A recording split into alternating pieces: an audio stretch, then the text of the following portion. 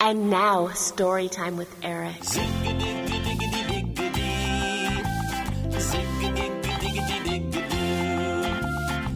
Once upon a time, there was a village called Poon.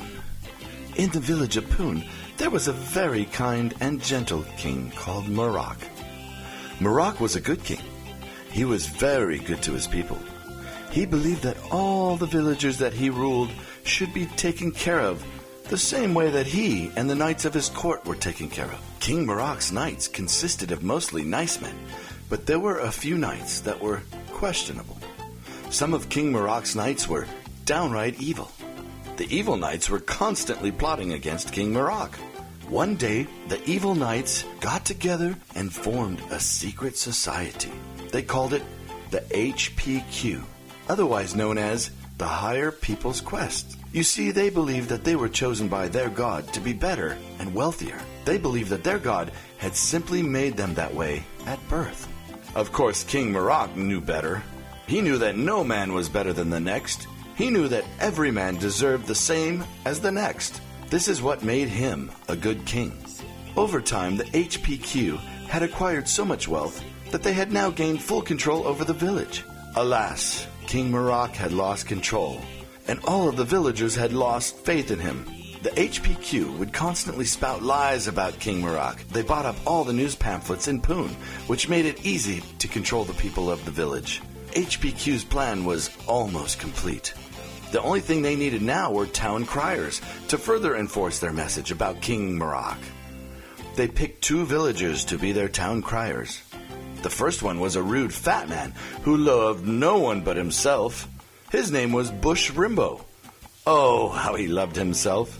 There was only one other thing in the world that Bush Rimbo loved more than himself, and that was nature's remedies for pain. The second, another roly-poly man, was named Ren Gleck.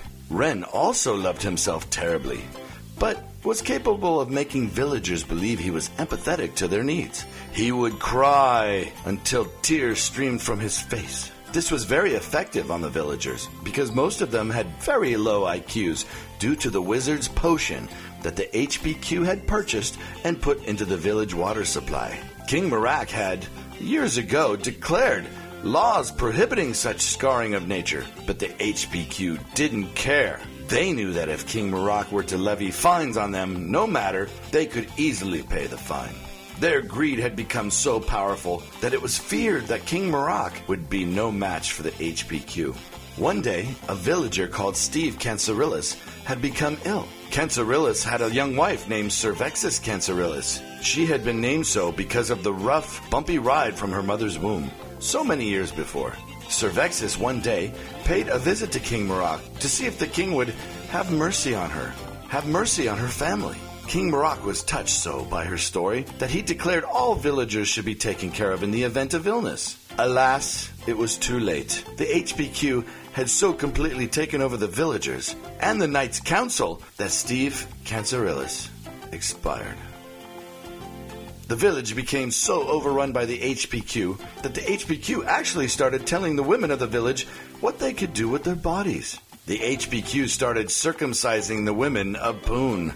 Many years have passed since the great King Marak ruled Poon. Poon has somehow remained, but word on the street is that they ain't doing so great. Poon is now the laughingstock of Earth people everywhere. If only King Marak had taken over the HPQ.